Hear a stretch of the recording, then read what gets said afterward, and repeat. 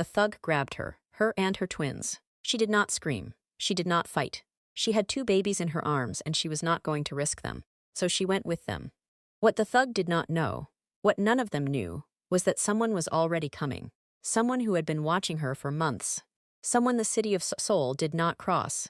When the Korean Mafia boss walked through that door and saw the 2 boys in her arms, something in him broke open. He had never lost control. Not once. Not in 11 years. He lost it that day. What those men did to deserve what came next, and what it revealed about who this woman really was to him, is where this story begins. If this is your first time on Afro-Korean Noir Stories, welcome. We tell love stories that don't play it safe. Hit subscribe and turn on notifications so you never miss one. Now let's get into it. Theresa Adeyemi walked into rooms and people stopped talking. Not because she was loud. She wasn't. Not because she demanded attention. She didn't have to. She walked in and the temperature changed. That was just how it was. She was 28 years old. She ran a company with offices in 6 African countries. Over 2,000 people came to work every single day because of decisions she made. The business magazines had put her face on their covers 3 times. The financial news channels called her a phenomenon. And every night, she went home to an apartment that cost $40,000 a month, alone. She didn't talk about that part. She was good at not talking about it. But it was there, underneath the schedule, underneath the titles, underneath the convoy of black SUVs and the private jet with her company logo on, the tail. A quiet, specific loneliness that had been living with her for so long she had almost stopped noticing it. Almost. Her mother noticed. Theresa. The way Mama Funky said her name could stop a conversation in another room. You are 28. I know how old I am, Mama. They were sitting at the family dining table in Ibadan. Sunday afternoon, palm trees outside, egusi soup on the stove. Her father eating quietly at the head of the table with his reading glasses on, the glasses he wore specifically when he wanted to look like he wasn't tea listening. Your sister Bisi has 3 children, her mother said. Your cousin Titi is pregnant with her second. Mama Ngozi's daughter just had twins. Congratulations to Ngozi, Theresa. Her mother's hand came down on the table. I'm not asking you to stop your company. I'm asking you to also have a life, a real one. God didn't give you all this success so you could sit in the middle of it alone like a trophy nobody is touching. Theresa looked at her father. He looked up from his soup, looked at his wife, looked back at Theresa.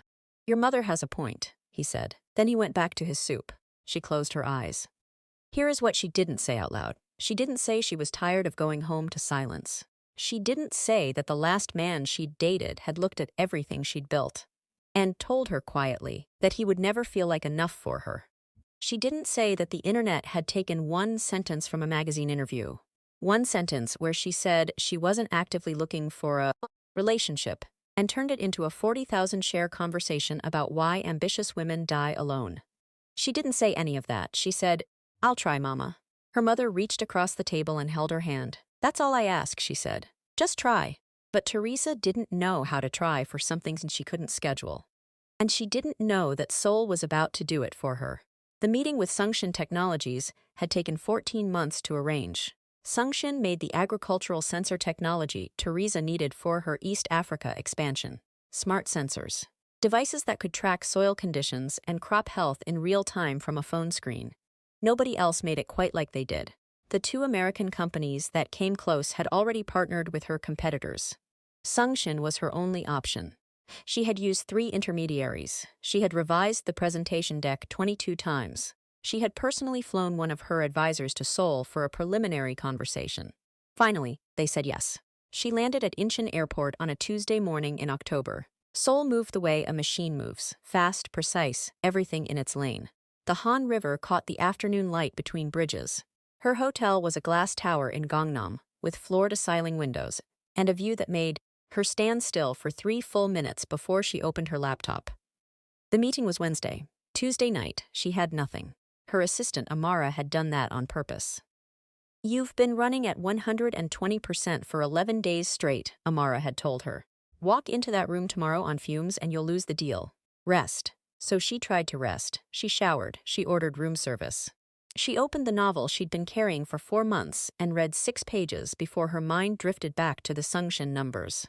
By 9 o'clock, she was restless in the specific way her body knew and her schedule usually prevented. That tightness behind the eyes, that buzzing in the chest that meant her mind had nowhere to go and was unhappy about it. She got dressed. She went downstairs and asked the concierge for somewhere quiet. Not touristy, not a rooftop bar. Somewhere real. He gave her an address in Mapogu, Wolbit. The bar was narrow and dark. It smelled like soju and cigarette smoke and something underneath both of those things. Wood, maybe. Or just the particular warmth of a room that has been full of people for a long time. Low music. A long wooden counter. Booths with frosted glass partitions along the wall.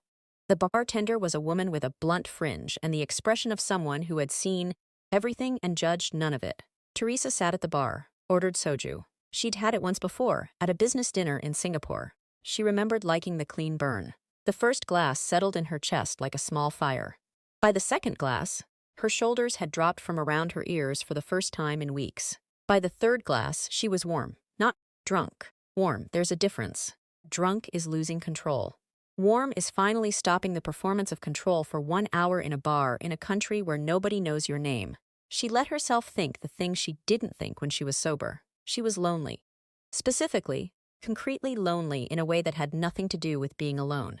She was surrounded by people every single day, employees, advisors, board members, family, and the loneliness lived underneath all of it like a room she'd locked and stopped entering. She wanted someone, not a husband in the abstract sense her mother meant, someone real, a specific person who would sit across from her and know her and not need her, be less. She'd stopped believing that person existed for her. She reached for a fourth glass, and then someone sat down, 2 stools away. She didn't look up right away. People sat at bars. But the air changed. She felt it before she registered it, the way you feel a weather shift before you see the clouds. A presence, quiet, but heavy in a way that had nothing to do with size. He said one word to the bartender, Korean. She didn't catch it, but she caught what happened next. The bartender, who had been professionally warm with Theresa, poured his drink without a word and moved to the far end of the counter. And stayed there. Theresa looked up. He was Korean. Tall on the stool, broad through the shoulders in a dark jacket that didn't quite conceal either. His face was what she would later struggle to describe. Severe was the closest word. Strong jaw. A thin scar running pale along the left side of it. Eyes so dark and still they gave nothing back. Not cold, exactly, sealed, like a room with no windows. He wasn't handsome the way men were handsome in films. He was handsome the way a sharp knife is, functional, deliberate, not asking for your opinion. He drank his soju in one clean motion and set the glass down without looking at her. 1 minute passed, 2. Then Theresa reached for her glass, misjudged the distance. The warmth had become something closer to drunk after all, and it skittered sideways across the bar. He caught it, one hand, without looking at her, set it right back down. She stared at his hand. Thank you, she said. He looked at her, full, direct. The look of someone who doesn't perform politeness, who either means it or doesn't bother. You should drink water, he said. His English was accented and precise, each word placed like he'd chosen it. She blinked, and then she laughed.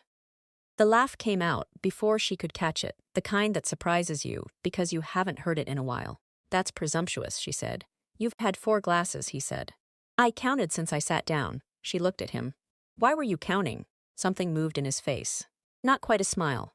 The place where a smile could live if invited. Habit, he said. That was how it started. Here is what Theresa didn't know that night, what she had absolutely no way of knowing. The man 2 stools away had not come to Wolbit for a drink. He had come to meet someone, an informant who was supposed to deliver information about a rival organization's movements.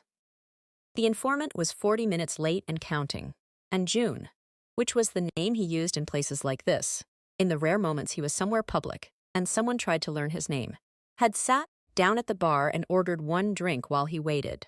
He was not supposed to notice the woman 2 stools away. He noticed her, not in the obvious way. In the way someone notices a detail that doesn't fit the expected pattern. She was dressed quietly for a woman who, if you looked carefully, was wearing things that cost a great deal. She was alone in a bar in a foreign country, and she wasn't nervous about it. She was thinking.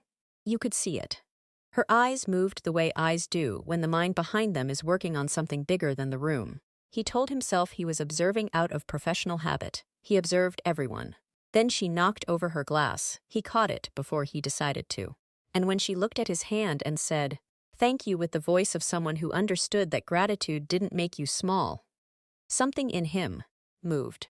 He broke his own rule that night. The rule he had kept for 11 years without exception, let nothing in. He broke it for a woman whose last name he didn't know, in a bar in Mapoogu, on a Tuesday night in October. They talked for 3 hours. She asked about Seoul the way people ask about a place when they genuinely want to know it. Not the tour guide version, the real version. He told her things he didn't usually tell anyone, and he didn't examine why.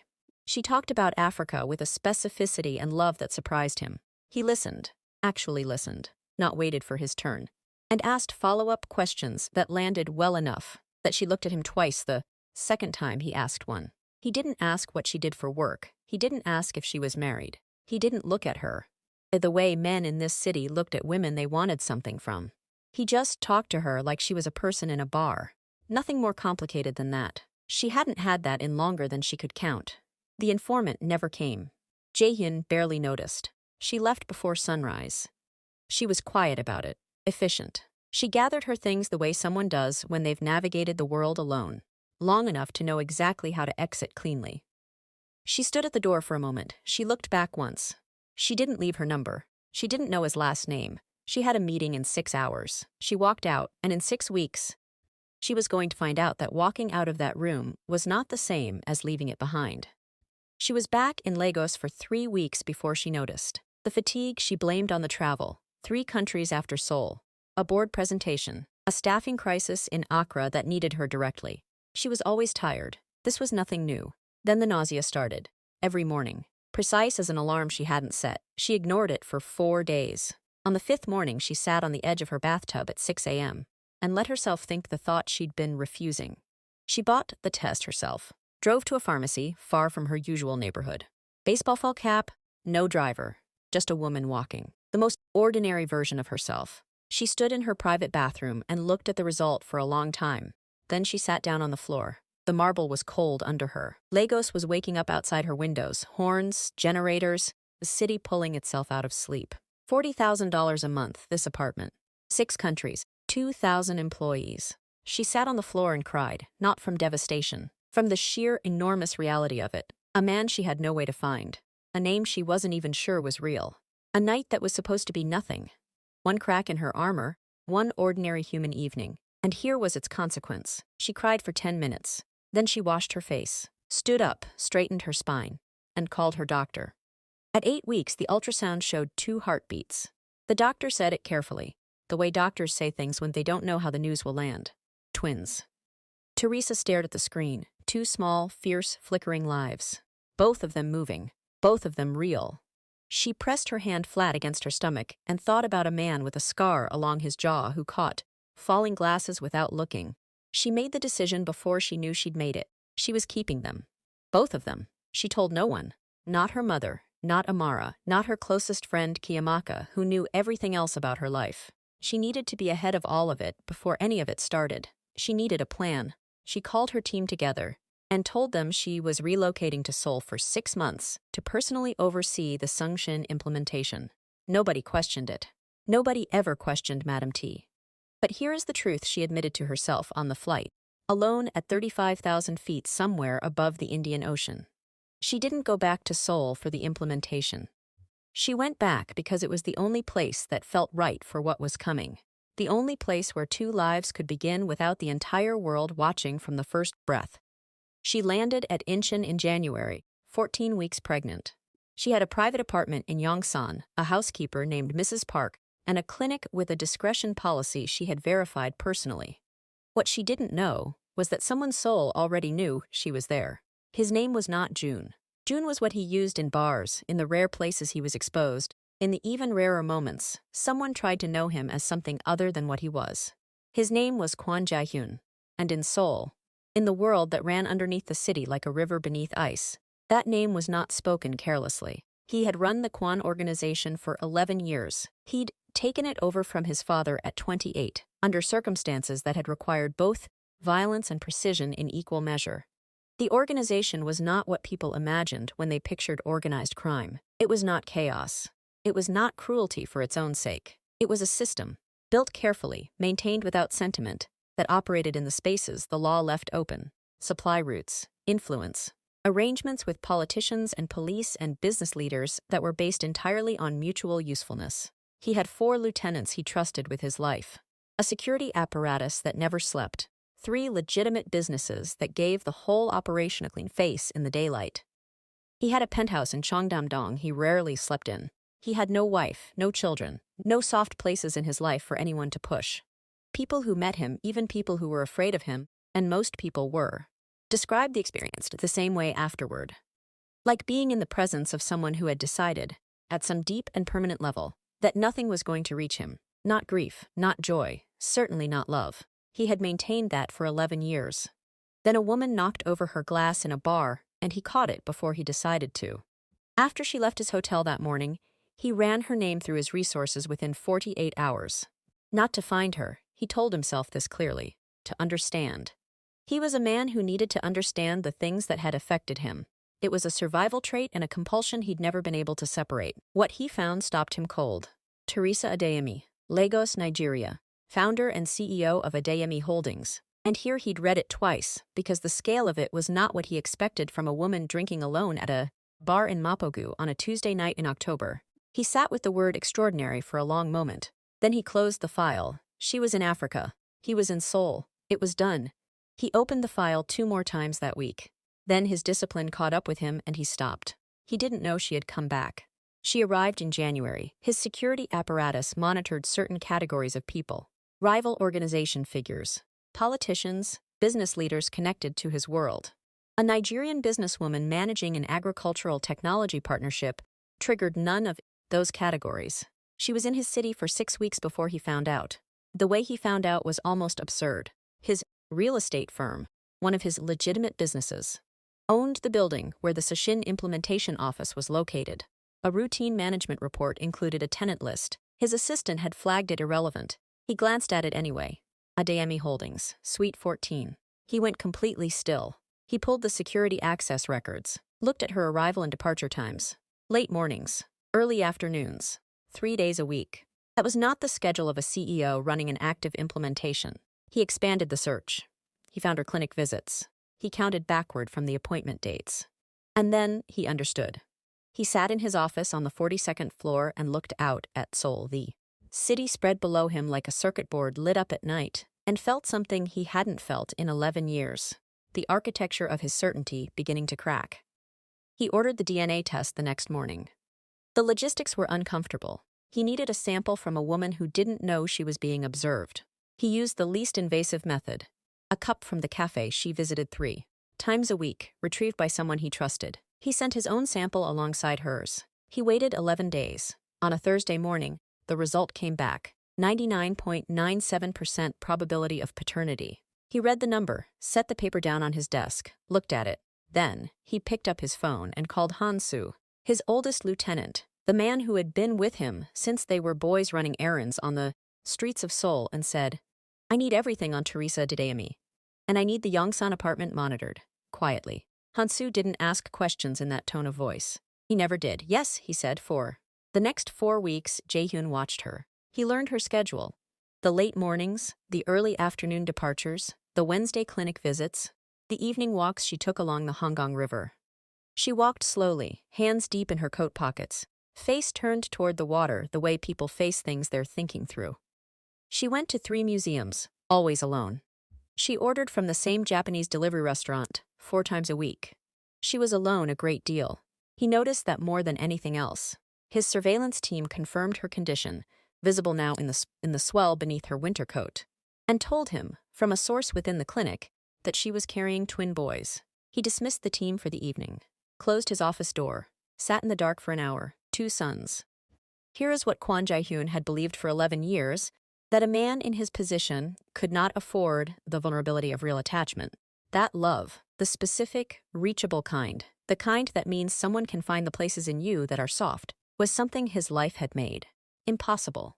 He had told himself this was strength. He had told himself it was necessary. Sitting in the dark, looking at nothing, he felt that story begin to come apart. He had sons, 2 boys who were not yet in the world. And their mother was walking along the Honggang alone at night, talking to the water, with no idea that the most dangerous man in Seoul had been watching her every move for a month.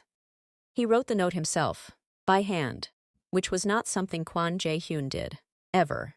He delivered it through her housekeeper with instructions that it be given to Theresa privately. The note said, "I think you know there are things we need to discuss. I'll be at Wolbit on Thursday at 7. I'll be there whether you come or not. June." He went to the bar and sat at the same stool and waited. She walked in at 7:15. He knew she'd come. Not because he was arrogant, though he was. Because she was someone who faced things. He'd watched her long enough to know that much. She dressed deliberately, clean blazer, straight spine, the gold cuff on her wrist, 6 months along, and she carried it the way she seemed to carry everything. With a directness that made concealment seem beside the point. She sat one stool away. The bartender appeared, poured soju for him, looked at Theresa. "Water," Theresa said. He almost smiled at that. She didn't look at him right away. She looked straight ahead for a moment, the way she probably looked at the start of a difficult negotiation. Collecting herself. Not because she was afraid, but because she was serious about what came next. Then she turned. "You know," she said. "Yes, how long?" "Since January." She absorbed that. The overhead light in the bar cast a warm amber glow across the counter. Outside, Seoul moved past the window in streams of headlights and neon. Someone in the booth behind them was laughing quietly. "You've been watching me," she said. "Monitoring. That's the same thing." "It is," he said. "I won't pretend otherwise." She looked at him, the full look, no filter. The one that made people in boardrooms suddenly feel the need to justify themselves. "Who are you?" she said. "Your real name." Silence for a beat. "Kwon Jae-hyun," he said. She held his gaze while the name settled. He watched recognition move through her face, not personal recognition. Categorical. The kind that comes from knowing a city's undercurrent even from the outside. "The Kwon organization," she said. "Yes." She looked at the bar. She was quiet for long enough that the music in the background became audible again. Something slow, something with no urgency. Then she put her hand flat on the counter. That gesture he'd noticed in his surveillance footage. The flat hand press that meant she was about to be completely clear. "I need to know what that means," she said. "For them. For their lives. Growing up with a father who is what you are." "I don't have the full answer yet," he said. "I'm not used to not having answers." "Then get used to it fast," she said. "Because those boys aren't waiting for you to figure yourself out."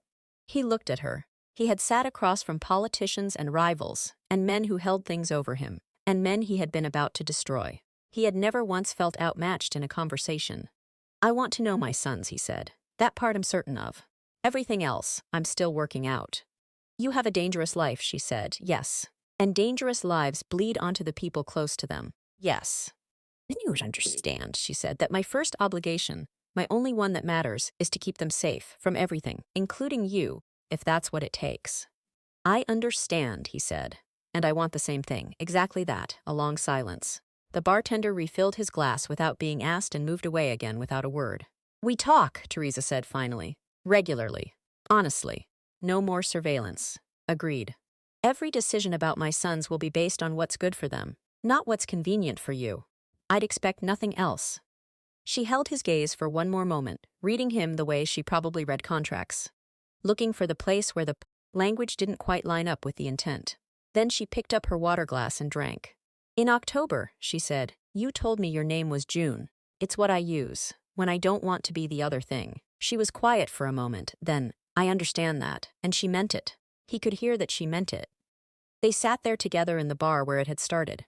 The same stools, the same counter, the same bartender who had seen everything and said nothing, and began the careful, uncertain work of figuring out what came next.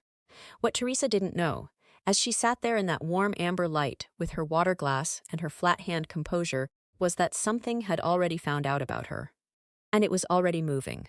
The Bake organization had been the Kwon organization's rival for 15 years. Not enemies in the dramatic sense people imagined. Rivals in the way rival powers have always operated, each one measuring the other, calculating the exact cost of aggression against the exact benefit, maintaining a cold and careful arrangement that kept the city functional for both of them. Jae-hyun had held that arrangement in place through sheer precision. He never moved first. He always moved harder when provoked. Everyone on the Bake side knew this. Everyone respected it. But then the Bake organization got a piece of information. It came through a leak. A low-level accountant in Jae-hyun's real estate firm who had been quietly cultivated by the Bake people for 6 months. The accountant didn't know much, but what he knew was enough. Kwon Jae-hyun had a pregnant woman, African, living in Yongsan, and the babies were his. In their world, this was not a love story. This was a pressure point. The man who had no soft places had just grown two of them. Jae-hyun had quietly increased Theresa's security after the Yongsan meeting. Men stationed near her apartment and office building, dressed like ordinary Seoul residents, watching the streets without her knowledge. He had started looking for the leak. He was managing it. He was almost always managing it. On a Wednesday morning in February, 7 months into the pregnancy, 3 weeks from her due date, the bake organization moved before he could finish. It had been a good morning. Theresa had eaten breakfast, called Amara. The boys were moving, those slow, rolling shifts she'd learned to recognize as their restlessness, their way of reminding her they were real and coming, and not waiting for anyone's schedule. She'd pressed her palms flat against her stomach and talked to them the way she did every morning, quietly. A little ridiculous. Completely honest, she put on her coat, picked up her thermos of decaf tea. She was thinking about Q1 projections for Nairobi when she stepped outside. They came from the side street, 3 men, fast, coordinated. The first one had her arm above the elbow before she could process what was happening. The grip of a man who had grabbed people before and knew exactly how much pressure to use. The second flanked her left side. The third moved to her car with a small device and disabled it in 4 seconds. Flat. "Don't scream," the man holding her said. Korean. She felt the meaning even before she processed the word. She didn't scream. The fear was immediate and total. Cold adrenaline flooding through her hands shaking before she could stop them. But underneath the fear, something else was already awake. The cold, analytical part of her that had managed every crisis of her business life. Look, remember, survive. 4 men. One driving a dark van at the curb, engine already running. The man holding her arm had a tattoo at the wrist. She looked directly at it and locked the image. Tinted windows on the van. The street behind them was empty. She got in, not in surrender, in calculation. 7 months pregnant, alone on a side street, 4 men. Fighting here would put her sons at risk. And her sons were not a risk she was willing to take. She would find another way out. The van door slid shut. The engine pulled away from the curb. She sat up straight in the dark interior, kept her eyes open, and started counting turns. The warehouse was in Guro district. She knew this because she counted and felt and listened. The specific industrial sound register of that part of the city, the length and direction of the drive, the way the van slowed twice for what felt like rail crossings. She had read a book about survival on a plane once, half convinced she was wasting time. She was not wasting time. The room they put her in was large and cold. Concrete floor, damp from the building's poor heating. One hanging bulb that cast a hard circle of yellow light on a single metal chair. The smell of machine oil and old water. One guard at the door.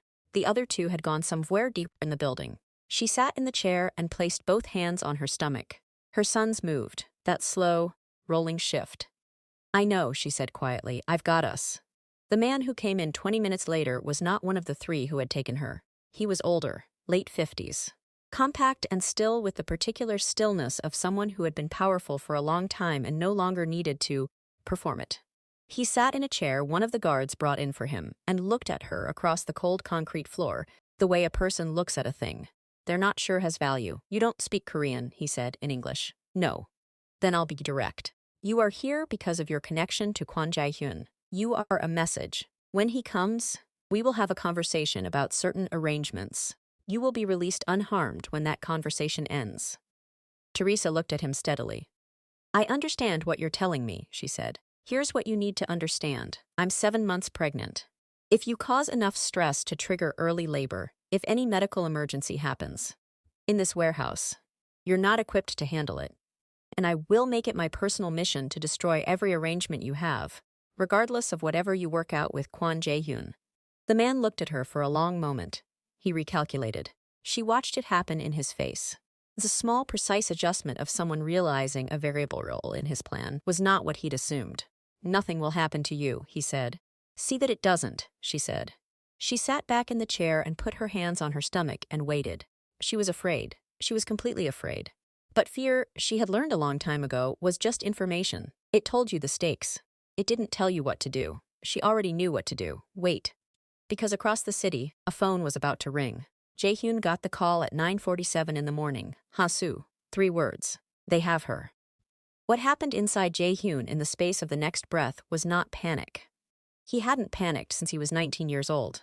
He had trained it out of himself because panic killed people, and he had needed to stay alive. What happened instead was something colder and more total than anything he had a name for. Not anger. Anger was useful but manageable. This was different. This was the feeling of something essential being threatened, something he had not known he was capable of protecting until this moment. He was already moving before Han-soo finished the sentence. Where? Guro. Bake warehouse. Third industrial building on the block. My car. Now. I'm downstairs. He was in the elevator before the call ended. In the car, Han-soo drove without speaking. Jae-hoon called his security detail. The 6 men, who had been assigned to Theresa's street and had failed, a failure he would address completely once this was over, but not now. He called 2 more teams from across the city. 12 men total. 4 vehicles. Approaching from 3 angles simultaneously. He had the building's layout from city records by the time they crossed the district line. His organization had access to these things, had always had access, and tonight he was grateful for every one of those arrangements. He checked his weapons without looking at them, knew their status the way he knew his own hands. Han-soo glanced in the rearview mirror once. He said nothing.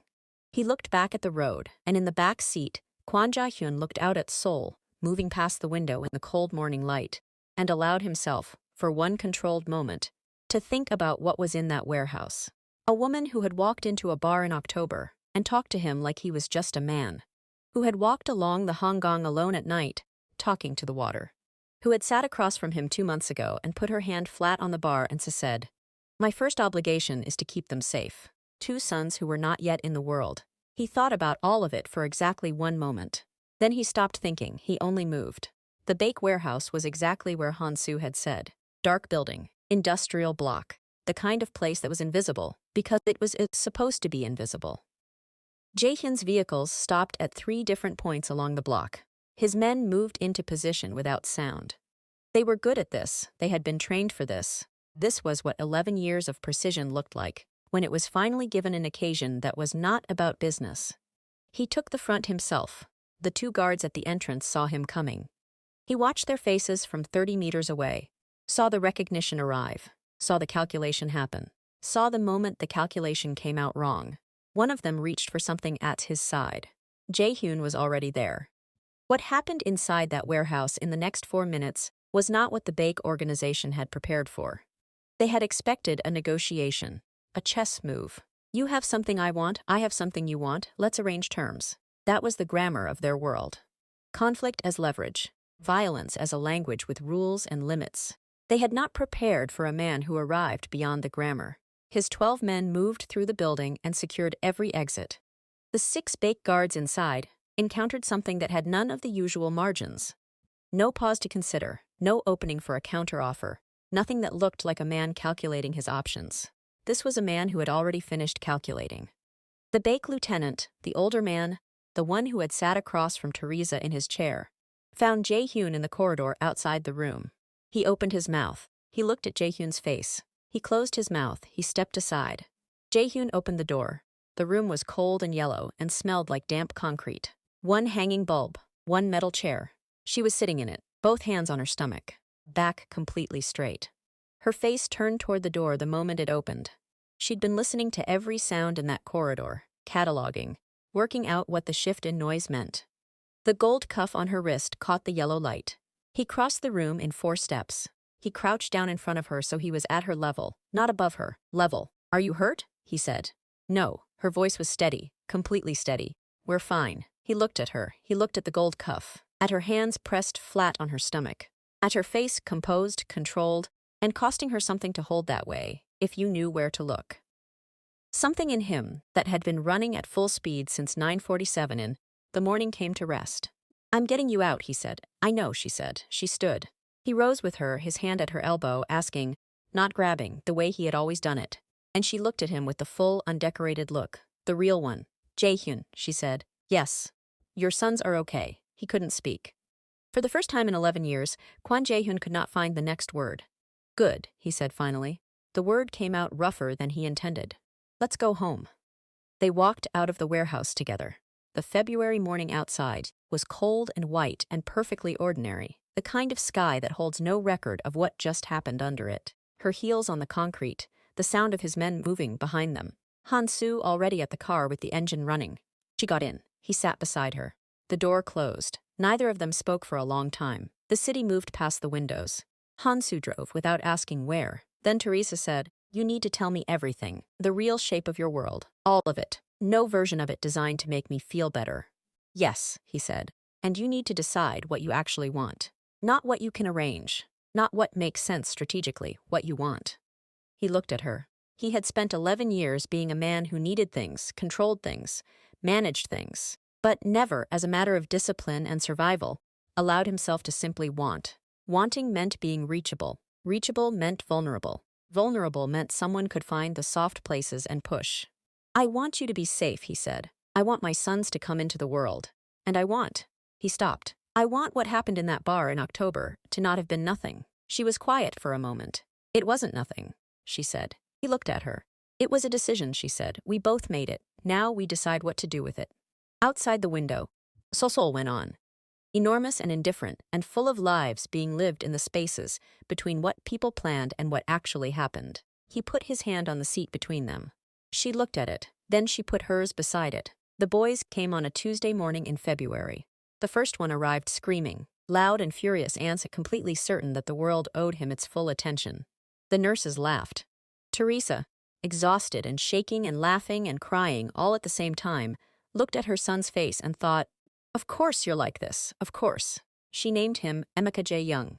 The second came 23 minutes later, quieter, with his eyes already partway open. He looked around the room with the expression of someone taking careful inventory of a situation he intended to understand completely. The nurse said she had never seen a newborn look so focused. She named him Koleid Seojun.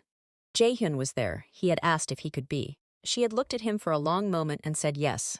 He held Emeka first. This man who had held power and weapons and the cold machinery of an empire held his son with the terrified precision of someone who understood, in a new and permanent way, that this was not a thing that could be managed if dropped. Emeka grabbed his finger. The grip of a newborn is stronger than you expect. Everyone says this. You don't know it until it's your child's hand around your finger, and the strength in it is not just physical, it's specific. It knows you. Jaehyun looked down at his son's face. He didn't make a sound. He didn't break completely. But something behind his eyes, something that had been sealed in there for 11 years, behind all the discipline and the distance and the careful walls, came quietly, permanently undone. Theresa watched it happen from the hospital bed. She saw exactly what it was. And she felt something in her chest that had been uncertain for months stop being uncertain. Her mother arrived 3 days later like a weather event. Mama Funky came through the hospital room door with her arms already open and her voice already filling the space and her eyes already running. She stopped in front of the twins, Emeka in one bassinet, Koleid in the other, and went completely still. "These boys," she said, quietly, which was not her register. "My God, these boys." Then she turned. Jaehyun was standing by the window. Mama Funka looked at him the way she looked at things she was making a decision about. Long, thorough. 61 years of watching what men do when they think no one is paying attention, giving her information a younger person couldn't have read. He met her eyes without moving. She registered that. "Tell me about yourself," she said. "My name is Kwon Jae-hyun," he said. "I'm from Seoul. I'm the father of your grandsons. And it's my intention to take care of all of them for the rest of my life." Mama Funke looked at her daughter. Theresa looked back at her mother with an expression that said, I know what he is. I know what I'm doing." Mama Funky looked back at Jaehyun. "Sit down," she said. "Tell me how you met my daughter."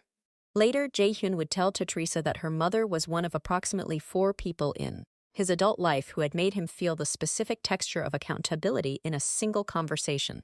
Theresa said, "Only 4?" He said, "Your mother might be number 1. The base organization received their response in the days that followed. It was surgical, no burning everything down. That would have been satisfying but wasteful. What Jaehyun did instead was remove 3 of their key supply arrangements and make it clear, through the channels that didn't require words, that the next move from their side would have a response they were not built to survive. The Bake organization went quiet. They stayed quiet. The accountant who had leaked information was handled separately. Completely. Operationally, it was finished.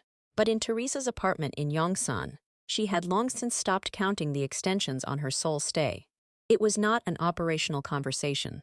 It was a different kind of reckoning.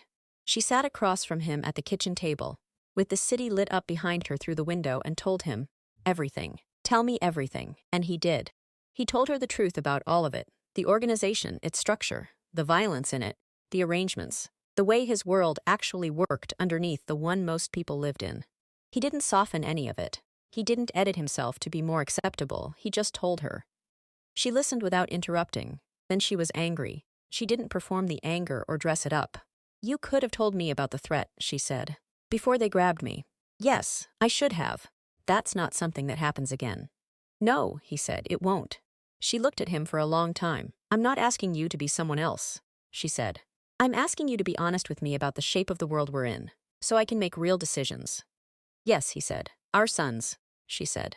"Not my sons, ours, and they will know safety. Whatever you are outside this family, inside it they are safe. That is not negotiable." "That," he said, "is what I want more than anything I've wanted in my life." She looked at him when he said it. She believed him. That was not a thing she gave easily. The boys grew, Emeka loud and sure of his welcome everywhere, grabbing at faces and pulling ears and radiating the specific joy of a person who had decided before drawing his first breath that the world was a friendly place and had seen no reason to revise the opinion. Khaled deliberate and watching, reaching milestones before his brother, and announcing them after. Filing everything behind those open eyes that had arrived in the delivery room, already taking notes. Jaehyun came every week, then more, then, without either of them saying anything about it. He was simply there most days, present in the specific, daily way that couldn't be confused with obligation anymore. He learned Emeka's rhythms. He learned Khaled's system for communicating what he needed before he could form words for it. He learned that two small children could dismantle a man's carefully constructed composure in approximately 3 minutes, and that the dismantling felt, strangely, like relief. He hadn't known he needed to be dismantled. Theresa watched him learn all of this. She had expected effort. She had expected decency. She had not expected to watch a man discover with visible astonishment that he was capable of something he had locked away so long he'd forgotten it was there. On a Sunday evening in October, 1 year after a bar in Mapogu, she was at the kitchen table with her laptop open, her coffee going cold the way it always did when she got into a document and forgot to drink it. In the living room, Jaehyun was on the floor with both boys. Khaled had arranged himself in his father's lap and was pointing at something in a picture book with complete seriousness. Jaehyun was giving the picture book the same attention he gave operational briefings. Emeka was climbing over both of them like a small, gleeful disaster, delighted with himself, going nowhere and not caring. Theresa looked up from the laptop. She looked at this scene, specific and real and unplanned and completely hers, and she thought, there it is. There was the thing she had been sitting on the bathroom floor of her $40,000 apartment, trying not to need, right there on her living room floor. She closed the laptop that evening when the boys were asleep and the apartment was quiet, and Seoul's was doing its nighttime thing beyond the windows. She said, "I want to ask you something." He was looking at the city. He turned. "Are you happy?" she said. He was quiet for a long time. "I don't have a lot of practice," he said, knowing if I'm happy. "I know.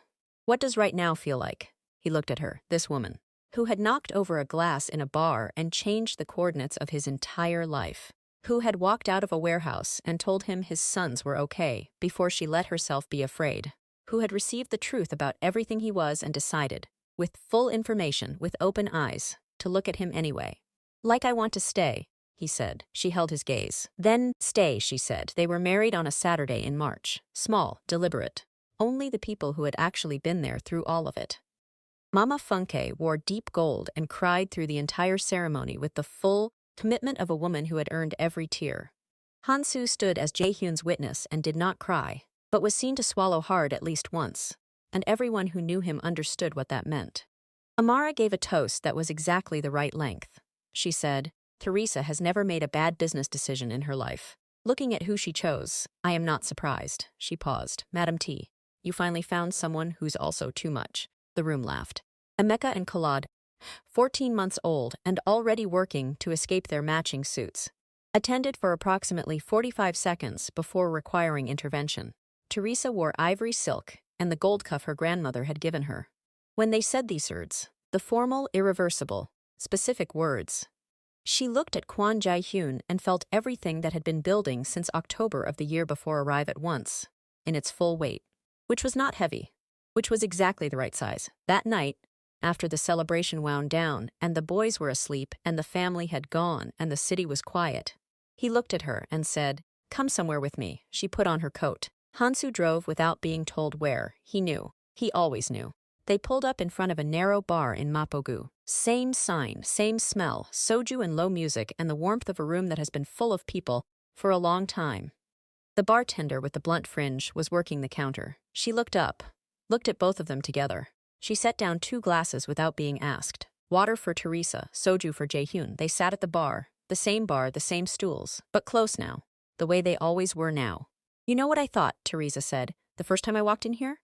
No, 1 drink. Just 1. And then back to the hotel, back to the schedule." He looked at the bar in front of him, and then? "I knocked over my glass," she said. He picked up his drink, almost smiled. That thing that lived in his face just before a smile. "You did," he said. "And you caught it. Habit," he said. She looked at him sideways, the same angle, the same look from a year and a half ago. Except she knew his name now. She knew his world. She knew the scar on his jaw and the sound of his laugh and the exact expression on his face when Kool-Aid climbed into his lap with a book and expected his full attention. She knew everything. "Good habit," she said. He put his hand on the bar between them. She looked at it. She put hers down beside it. Outside, Seoul did what Seoul always did. Enormous and lit and indifferent and full of 10,000 stories happening. In the spaces between what people planned and what actually found them.